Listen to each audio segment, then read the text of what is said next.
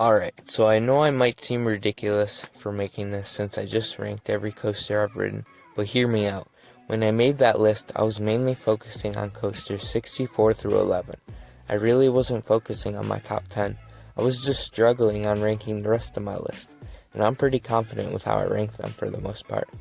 But I really wasn't thinking out my top 10, and after going over all the coasters in my top 10, I realized that I was thinking too much. I need to rank my top 10 based on which coasters I have the most fun riding, because I was basically ranking them based on what I predicted them to be before my Texas trip. I know my opinions might change again, but I'm honestly not 100% sure they will.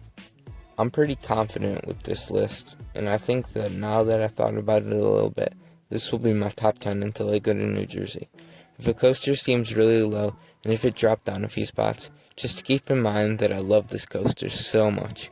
I love every coaster in my top 10 by a mile. I feel bad ranking certain coasters in what seems like low spots, but when I think about it, they're in my top 10, and I would absolutely love to ride them right now, so I don't feel too bad. Please stay until the end without skipping, because I wouldn't have made this video if I didn't want you to know all this. I usually like making music countdowns, but you really need to hear my new top 10 explanations. So with that being said, let's dive in. Number 10 on my list is Leviathan. I had this at number 9 in my previous video, and that was up from a few spots. I have this coaster right behind rides like Racer at Kennywood, Jackrabbit, and Batman the Ride at Six Flags Fiesta, Texas. I had it so low because I really don't remember the ride experience. All I remember is it wasn't as good as I was hoping, but it was still a fun ride. It's not memorable, but I remember the floater hills being awesome. It's a short ride which sucks, but it gives a nice, smooth, floater-filled ride. This speed hill on this ride didn't do much for me at all, but it was solid. I can't rate Leviathan any higher, but that doesn't mean it isn't a great ride. It did make my top 10 overall. Number 9 is a coaster that swaps spots with Leviathan. This coaster is Wonder Woman Golden Lasso Coaster. I did a review on this and really remembered how insane this ride felt.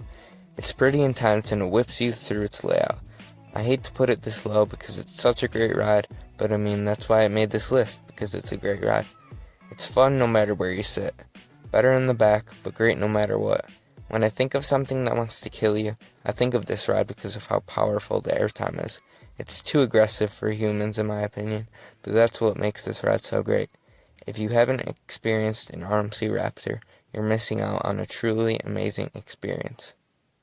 Number 8 is Ride of Steel at my home park, Six Flags Darien Lake. There's a lot of rides at this park that I'm sick of because I've ridden them a lot in such a short amount of time, but this is a rare ride at the park that's an exception. Ride of Steel never gets old. I know it might not look like the most appealing thing ever because of the straight track and helixes, but without those elements, this ride wouldn't be what it is. I can almost guarantee this ride is better than the one at Six Flags America. I haven't ridden that one, but one of the reasons that the Darien Lake version is so good is because of the water it runs over. It feels like a jet ski when you glide across the water, just a drier version of that, of course. The helixes are pretty intense, and this ride has 5 airtime hills, and none of them disappoint, ever. Not to mention the drop feels like a B&M Hypers drop, and nobody can deny the awesomeness of a B&M Hyper drop. This ride has a slight rattle, but it isn't too noticeable. It's pretty smooth, and I've ridden this coaster more than any other, so I think I've got a pretty good feel for this. I really think this ride is underrated by enthusiasts. It's not given enough credit. It's a mini Millennium Force, and it doesn't have too many flaws about it. I just really want more people to give this ride a chance. At number 7 is Iron Rattler. This dropped down by 4 spots. Don't get me wrong, I love this coaster, but I had to put it below the other coasters I've ridden. It's got an amazing drop as it twists you down 171 feet. It has a few really good wave turns and a good inversion. The drop off the quarry wall is overrated, but it's still one of the best moments on the ride. The pacing is really good on this ride, and there's a sharp pop into the brakes at the end, which is an underrated moment on the ride. My 3 favorite elements have to be number 3, the first drop that turns you left off the quarry wall, number 2, the drop off the wall before the tunnel, and number 1, the drop. I only rode this either in the back seat or somewhere near the back. I never got close to the front, so the drops were whippy. I rode this 9 times in 2 days, and I think this is the best ride at Six Flags Fiesta, Texas. This is without a doubt a must ride if you're looking for coasters in Texas. I'm so glad that I got the chance to ride it, and I'm looking forward to riding it again in the future. Number 6 is the Phantom's Revenge. I only rode this once in the back, which was my very first ride, and it was my least favorite out of all the rides I got. I rode it in the front a few times, and liked it better for some reason. And then I rode it in row 7 and 8, which were even better. Row 7 was the best row on this for some reason. I really can't explain why. The airtime in this row was the best and it was more intense. My only guess is it was more warmed up when I rode it later in the middle and front. I can't remember exactly how many times I rode this, but I think I did it 9 times, and I was going for a final ride on it at night, and it stopped on the lift hill. It happened twice. The first time, I just missed it happening, and the second time, I was in the exit being able to skip the line, and I saw the coaster slowing down on the lift hill, and I thought, there was no way it's making it, and I was right, it didn't. So it ended up being closed for the day, and I didn't get a night ride on it. But during the day, the view on this is the best out of any in my opinion. Even at night, it looks amazing. The houses along the steep walls of Pittsburgh look so cool. Probably cooler than the quarry wall at Fiesta, Texas, to be honest. Way cooler than the views at Cedar Point. Because of Lake Erie, Cedar Point, the views are really cool.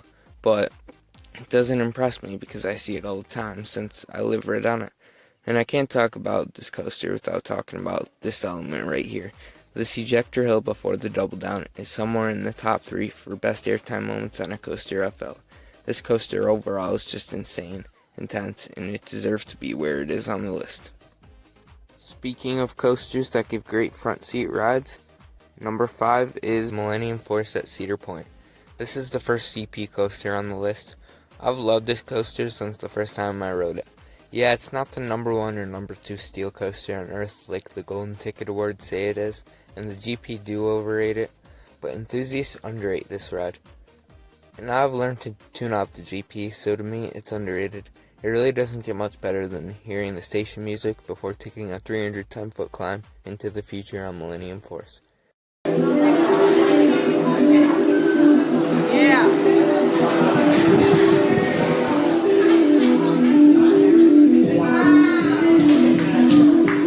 I've ridden 2 Gigas, and this is definitely the better one. I've only ridden in the front or near the front, so there's also nothing like gliding through awesome floater airtime while getting pelted by bugs. And the drop on this ride is insane. I love the view of the drop in the front, but I can only imagine how whippy the drop is in the back, especially with how long the trains are. One ride I got on it, I couldn't open my eyes. It's a really intense ride. So intense I couldn't open my eyes. It wasn't a grille and I was completely awake, but the force was keeping my eyes closed. I seriously don't understand why certain people call this ride Millennium Forceless. It was a cool and interesting experience.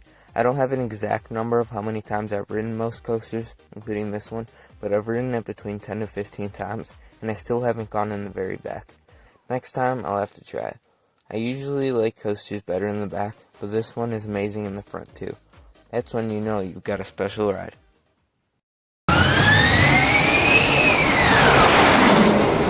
Number 4 is Top Thrill Dragster. This coaster has grown on me by an insane amount.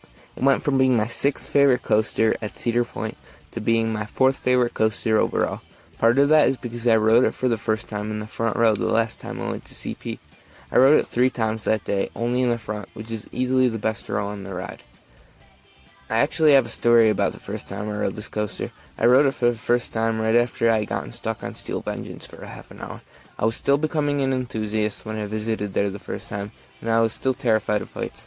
And this thing is pretty intimidating, and I didn't want to ride it, but at the same time I had to ride it. It was the only credit I had left to get. I did it twice in a row because I loved it so much. That's really what made me an enthusiast, because I'm not as afraid anymore. I love coasters and don't think twice about riding them. It's my favorite thing to do. Now what sucks is I've never got a night ride on it because I've spent 5 days at Cedar Point in my life, but it's only been open one night, and I'm usually over in Frontier Town at night.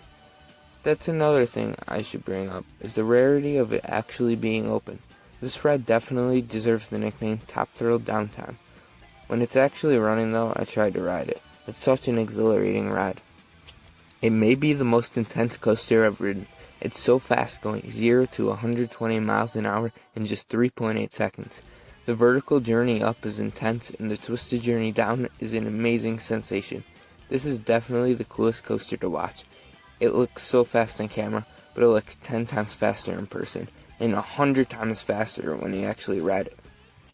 Making the top 3 on my list is Behemoth at Canada's Wonderland. I knew this would be my favorite ride at Wonderland, and I was absolutely right. I'm in love with airtime, and this thing has it. It has floater and really good ejector at the end. I'm about to sound GP, but I don't care. If you don't respect my opinion, then in my book, you're a member of the general public. I love big hills. I can't get enough of them. Going up and down is the best thing ever. Hills are what I love about most coasters, and this is all about the hills. Coasters with out and back layouts truly make my life complete. I also first saw Amusement Insiders while he was going into Behemoth's fast lane, queue line. He went 2 trains before me, which was a bummer, but we managed to get same train on Yukon Striker, and we took a picture together, so everything turned out good. So that was a cool moment. And I love B&M's clamshell restraints. Clamshells are perfect for this coaster in my opinion. I'm super excited for Nitro and Diamondback, which I'll ride after this pandemic is over, and I know they'll be great just like Behemoth. Number 2 on my list is ahead of the rest of the coasters on my list by a comfortable margin, I would say. El Toro is really the only one I'm riding anytime soon that I think could top it. The coaster I'm talking about is Maverick. I talked earlier about an interesting experience I had on Millennium Force, and I had another one on Maverick. A bug flew into my eye on the last visit I had to CP, so that was probably my worst ride on it because I couldn't really focus on the ride. It was at night when the bugs especially like to come out. I had some great rides on it in August of 2018 when there were fireworks going off in downtown Sandusky at night. This ride isn't too far behind my obvious number 1 coaster, which is 30 yards away from it. Maverick has an intense launch, which is amazing, one of the best drops I've experienced. Really fun turns, strong ejector airtime hills, whippy inversions, and stangle dives. It's closer to my number 1 than you'd think. I only ranked them about 15 spots apart in my top coasters in the world prediction, and if you think about it, that's not a huge margin. There are almost 5.1 thousand coasters in the world, and if there's only a 15 spot difference, that shows you how close it is to being my number 1. My friend whose channel is called Fat Jake and has no videos, shout out to him. His favorite coaster is Maverick. I understand why. I love that it's an enthusiast coaster, even though he's GP. He's smarter than most GP though, just because he's friends with me, but he's learning. He's definitely got a reason. Maverick is a special ride and deserves to be top 2 on my list at the moment. But with that being said, it's still a pretty easy decision that Steel Vengeance is my number 1. It's long, it's fast, it's intense. No, it doesn't have the strongest airtime, but it's still got fairly strong airtime. The drops are good and has the best inversions I've experienced. It's smooth as silk and has a chance to be in the best coaster in the world. I've ridden it the 3rd most out of any coaster, and I'm glad to have done that. I'm always shaking violently because I get so excited before I ride it. My best elements on the ride are the 2 drops, the top hat, the outward bank, the inversions, the airtime hill before the mid-course brake run, this off-axis hill, and the finale. So yeah, kind of the whole ride. If you go here and it's not open, I don't blame you for crying. I would too.